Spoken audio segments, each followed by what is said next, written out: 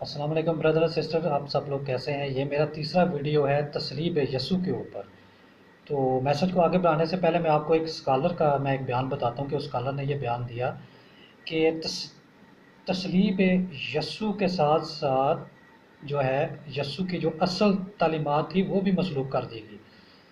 یسوع نے ایسا کوئی سبق مسیحیت کو نہیں دیا جن سبق میں ان کے بنیادی عقائد ہیں، جس میں تثلیث، کفارہ،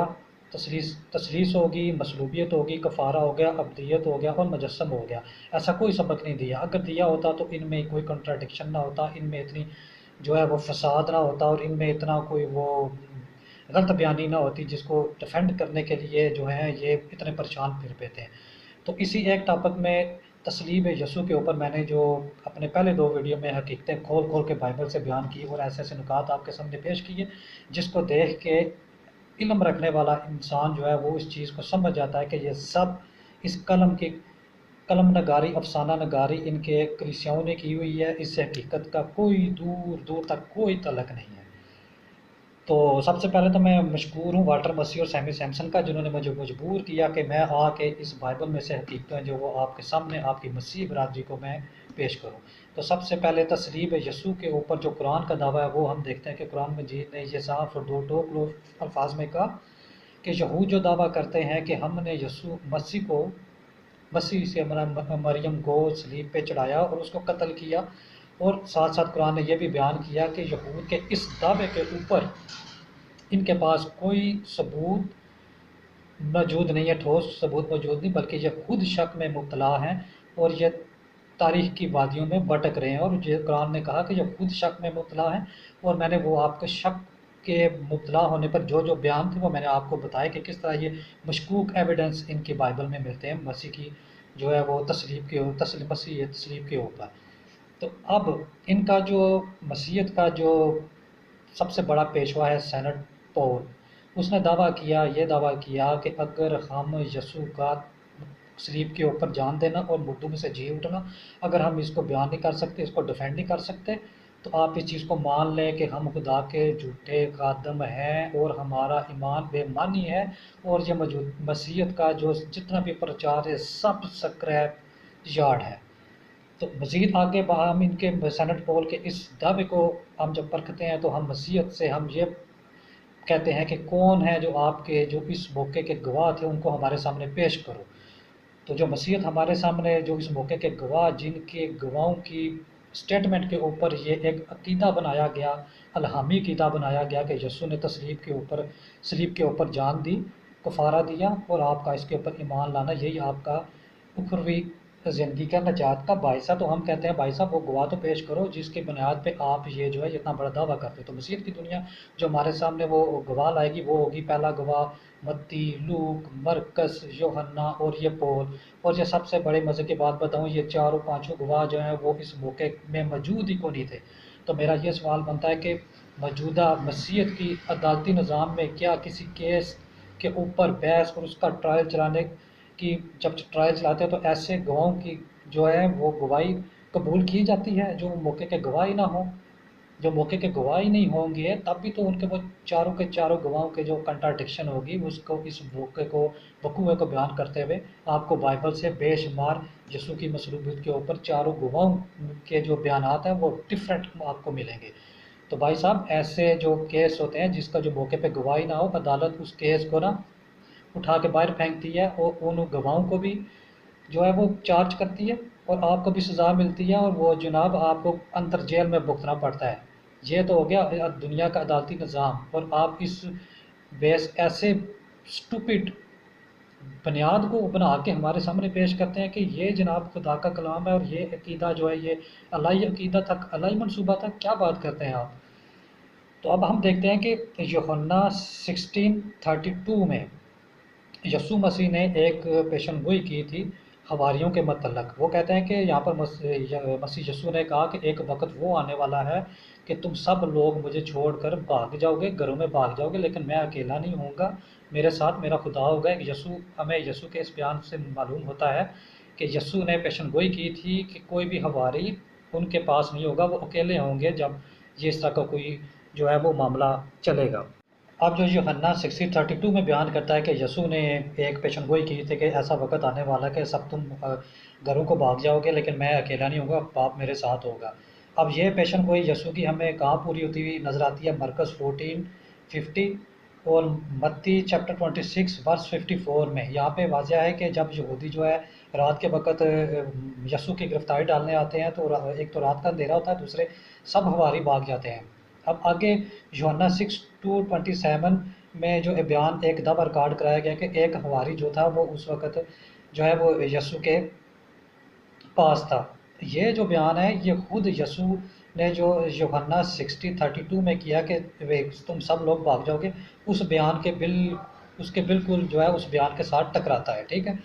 یہ بالکل یہ ربش سٹیٹمنٹ ہے، کیونکہ یسوع نے خود اس چیز کا اقرار کیا ہوا تھا کہ تم سب لوگ بھاگ جاؤ گے۔ اور یسوع کی اس پیشن گوئی کو ہم پورا ہفتے دیکھتے ہیں مرکز 14:15 اور متی چیپٹر 26 ورس 54 میں ہم دیکھتے ہیں کہ جب یسوع کی گرفتاری کا وقت آتا ہے تو وہ سب لوگ وہاں پہ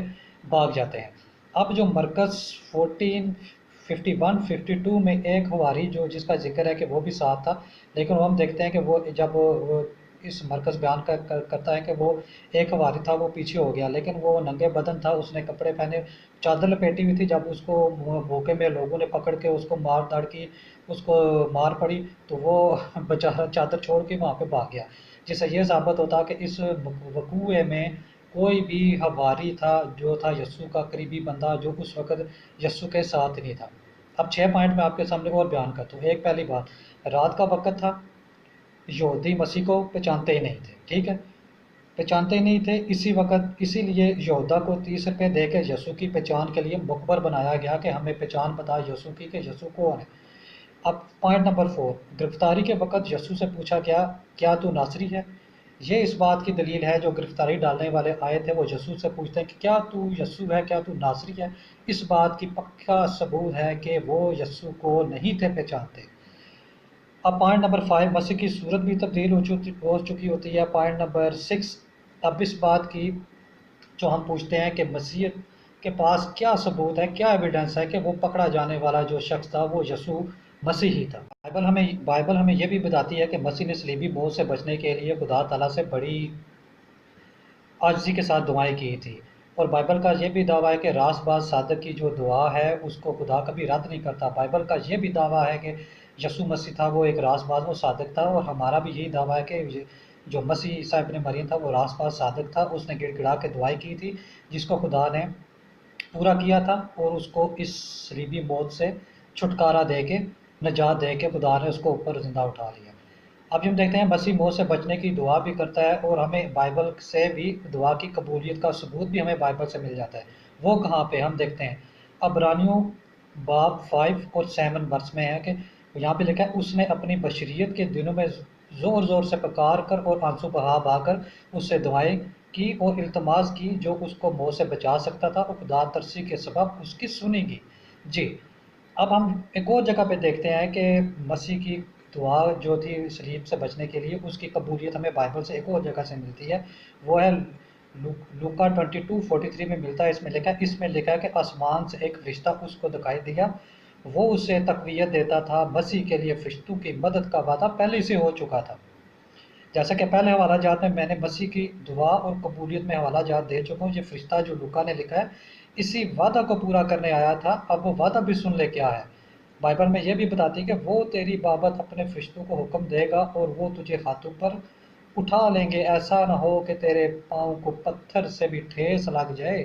بھائی آپ کی بائبل کیا بتا رہی ہے؟ وہاں تو خدا نے اس کو اوپر اٹھا کے دے گے،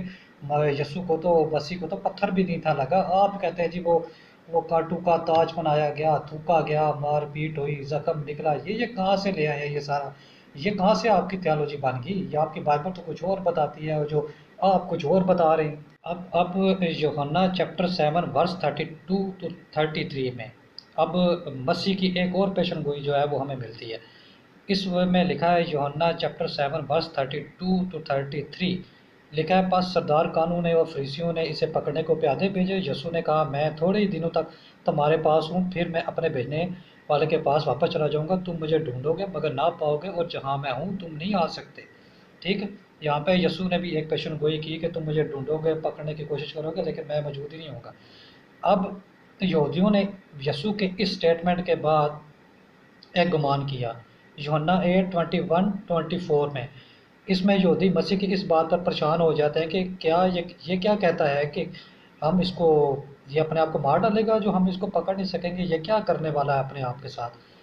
ایسا جو ہم اس کو پکڑ ہی نہ سکیں گے، یہ کہنا کیا چاہتا ہے۔ ان دونوں حوالوں میں ہمیں واضح ہوا کہ مسیح کی صاف پیشن گوئی تھی کہ یہود مسیح کو نہیں پکڑ سکیں گے۔ اب ایک اور حوالہ بڑا سنیں مسیح کی جو ہے عمر دراز کی جو بات یہاں پہ لکھی ہوئی ہے۔ یہاں یوحنا چیپٹر 12 ورس 34 میں ہے کہ لوگ مسیح کو جواب دیتے ہیں، ہم نے شریعت میں بات سنی ہے کہ مسیح اب تک رہے گا، اور زبور 21:4 کا حوالہ کوٹ کر کے لوگ مسیح کو کہتے ہیں، لکھا ہے کہ اس نے تجھ سے زندگی چاہی اور تو نے اس کی عمر درازی اب تک بخشی۔ یہی تو قرآن مجید کہتا ہے کہ جو عیسیٰ بن مریم ہے وہ زندہ آسمان پہ اٹھا لیا گیا، یہی عمر درازی تو قرآن ایکسپلین کرتا ہے، تم لوگ کیا ایکسپلین کر رہے ہو۔ ان دونوں حالوں میں صاف ظاہر ہے کہ شریعت میں یہ بات اس قدر مشہور تھی کہ عام لوگ بھی جانتے تھے کہ مسیح کی زندگی اب تک دراز رہے گی، لیکن تم لوگوں نے جو اب مسیح ہے وہ اس کو اونچے میں چڑھا کر لانتی موت مروا کر 3 دن قبر میں دفن کیا، پھر قبر سے زندہ کر کے پتہ نہیں کیا کیا آپ نے۔ اب یوحنا کی انجیل 12 اور 3-7 ورس میں یسوع مسیح نے ایک اور پیشن گوئی اپنی کی، اپنے آپ کو چھپا لینے کی یہودیوں سے کہ کوئی اس کو پکڑ نہ سکے۔ اس میں اس حوالے میں لکھا ہے کہ یسوع نے اپنے آپ کو چھپا لیا ہے، چھپا لیتا ہے، لکھا ہے یسوع یہ باتیں کہہ کر چلا گیا اور ان سے اپنے آپ کو چھپا لیا۔ اب وہ یسوع جو ہے وہ اپنے آپ کو چھپا لیتا ہے، اب کس کو صلیب دی گئی جبکہ یسوع نے ان سے اپنے آپ کو چھپا لیا تھا۔ اب آپ کے پاس کیا ثبوت ہے کہ وہ پکڑنے والا جس کو وہ صلیب دی گئی کہ وہ یسوع ہی تھا۔ اب پورے وقوعے کا جو ہے وہ آپ خلاصہ آپ اپنے مائنڈ میں بنائیں، وہ دیکھیں کہ کس طرح یہ کنٹراڈکشن ہے اور کس طرح یہ ساری فنکاری اس قلم کی ہے اور کس طرح یہ جھوٹا عقیدہ بنا کے لوگوں کو گمراہ کیا گیا۔ اب آپ کے سامنے سارا خلاصہ میں پیش کرتا ہوں، اس کو اپنے ذہن میں اچھی طرح بٹھا کے اس وقوعے کو سمجھنے کی کوشش کریں۔ مسیح نے جو ہے یہ پیشن گوئی فرمائی تھی کہ تم مجھے پکڑ نہ سکو گے، اور ان کی دعا بھی قبول ہوتی ہے بائبل کے مطابق، اور بائبل کے مطابق ان کو عمر دراز بھی مل جاتی ہے۔ انہوں نے اپنے آپ کو چھپا بھی لیا، صورت بھی تبدیل ہوگی، پکڑنے والے پہچانتے تک نہ تھے، وہ پکڑنے کی کوشش کر رہے تھے، ادھر خدا کے فرشتوں کو بھیج رہا تھا کہ مسیح کی مدد کرو، ہاتھوں میں اٹھا لو، اس کو پتھر کی ٹھیس بھی نہ لگ پائے۔ اب بات واضح ہو جاتی ہے کہ مسیح کو تو فرشتے گرفتار ہونے سے پہلے ہی اٹھا کر اوپر لے گئے تھے۔ خدا نے عمر درازی فرمائی، لیکن یہود کس کو لے گئے اور کس کو صلیب دی، یہ کون بتائے گا ہمیں، اس کا ثبوت کیا ملتا ہے۔ اب یہاں سے جو ایک نئی سٹوری شروع ہوتی ہے کہ وہ قبر میں سے وہ زندہ ہونے کی، فرشتوں کے آنے کی، لیکن وہ کیا ثبوت ہے کہ وہ جو قبر سے اٹھا گیا وہ یسوع ہی تھا۔ یہودیوں کو جب یہ سارا معاملہ پتہ چلا کہ ہمارے ساتھ تو بڑا گیم ہو گئی، ہم تو کسی اور بندے کو اٹھا کے لے آئے ہیں، تو انہوں نے وہ پھر قبر کچھ یہ بھی پاسبلٹی ہو سکتی ہے انہوں نے دوبارہ قبر کھودی ہو، وہ جعلی بندے کو انہوں نے صلیب دے دی، اس کو وہ چیک کرنے کے لیے نکال کے لے کے جا رہے ہوں، تو وہ قبر پہ جو مریم مگدلینی کی وہ تو پہلی آواز بھاگتا تھی وہ یسوع کے غم میں، اس کو کیا پتا کہ وہ فرشتے تھے، کون گواہ اس چیز کا کہ وہ کھڑا ہونے والا یسوع ہی تھا۔ چنانچہ اعمال میں بھی ایک حوالہ لکھا ہے، میں اعمال اور زبور میں ہے کہ میں لکھا ہے کہ اس کا عہدہ دوسرے لے گئے۔ یوحنا باب 12 ورس 13 میں لکھا ہے کہ خلاقت کے فرزند کے سوا ان میں سے کوئی ہلاک نہ ہوا۔ تو لہٰذا میرے مسیح بہنوں، میرے مسیح بھائیوں، میں آپ کو واضح کرنا چاہتا ہوں کہ قرآن کا دعویٰ جو قرآن نے فرمایا کہ مسیح کو وہ نہ پکڑ سکے، نہ ان کو پتھر کی ٹھیس لگی، نہ ان کو صلیب ہوئی، یہ سارا واقعہ ہے، لیکن آپ لوگوں کے ساتھ جو ہے یہ پتہ نہیں کہاں سے یہ افسانہ نگاری جو ہے یہاں پہ وہ بیان کی گئی ہے۔ تو آپ اچھے تراجم سے استدلال کریں اور خود سے پڑھنے اور سمجھنے کی وہ اپنے اندر صلاحیت پیدا کریں، پادریوں کے چکر سے آپ باہر آ جائیں، یہ بہت بڑے آپ کے ساتھ دھوکہ اور فریب کاری ہو رہی ہے۔ ٹھیک ہے دوستوں، ملیں گے انشاءاللہ اللہ کے حکم سے مزید مسیح کی مصلوبیت اور کفارہ تثلیث کے اوپر میں انشاءاللہ یہ جو بائبل کلام مقدس ہے نا آپ کا، جس کا مجھے موقع دیا والٹر مسیح گستاخ رسول پاکستان کے غدار اور اس کا جو بڑا باز سیمی سیمسن، انہوں نے مجھے موقع دیا کہ میں آ کے تو آپ کے سامنے بائبل کے حقائق پیش کروں، اور ایک بار سے پھر میں اپنے ان مسیح بہنوں اور بھائیوں سے معذرت کرتا ہوں اگر کوئی تلخ الفاظ آپ کو لگا ہو، آپ کی دل آزاری ہوئی ہو، تو میں آپ سے معذرت چاہتا ہوں، لیکن اس تمام تر جو ہے تمام تر ذمہ داری والٹر مسیح گستاخ رسول کے اوپر جاتی ہے، جو اپنے چینل سے بار بار اس طرح کی گستاخیاں کر رہا ہے۔ تو آخر میں ایک آپ کو دکھاتا ہوں کہ والٹر مسیح گستاخ رسول نے کس طرح اپنے گستاخانہ پیج میں میری ایک پکچر بنائی اور ایک اس کے بارے میں نا وہ ایک عکس دینا چاہا، وہ میں آپ کو دکھاتا ہوں۔ یہ والٹر مسیح نے اپنے جیسس کی تعلیم کو فالو کرتے ہوئے ایک پکچر پہ میری یہ فیس کاٹ کے لگایا۔ تو جیسس نے ان کو تعلیم دی ہوئی ہے، اس طرح تمہاری روشنی آدمیوں کے سامنے چمکے تاکہ وہ تمہارے نیک کاموں کو دیکھ کر تمہارے باپ کی جو آسمان پر ہے تمجید کریں، ٹھیک ہے۔ تو یہ جیسس کی تعلیم کو فالو کرتے ہوئے والٹر نے میری پکچر لگائی اپنے گستاخان پیج کے اوپر، گستاخان رسول اسلام کے پیجوں کے اوپر۔ تو میں اب یہ بتانا چاہتا ہوں کہ والٹر نے یہی تعلیم دی ہے، یہی بتانا چاہتا ہے والٹر کہ جو یہ عثمان شمون ہے اور اس کے رائٹ ہینڈ میں جو ڈنڈا ہے، یہ عثمان شمون نے اب ڈنڈا پکڑ لیا ہے، اور یہ لیفٹ ہینڈ میں جو جھاڑو ہے، یہ جھاڑو پوچھے کے اندر اب نا والٹر مسیح مجھے کہتا ہے کہ تم صحیح طرح ذرا ٹکا کے نا یہ ڈنڈا اس میں دو، ٹھیک ہے۔ یہی میں سمجھتا ہوں کہ والٹر مسیح کا یہی پیغام ہے مجھے دینے کے لیے۔ تو ٹھیک ہے بھائی، ڈنڈا اٹھا لیا میں نے، تو اب پھر یہ جو جھاڑو پوچھے میں جو تم نے بکواسات کی ہے میں اس پہ پھر میں ڈنڈا دینے کے لیے تیار ہوں۔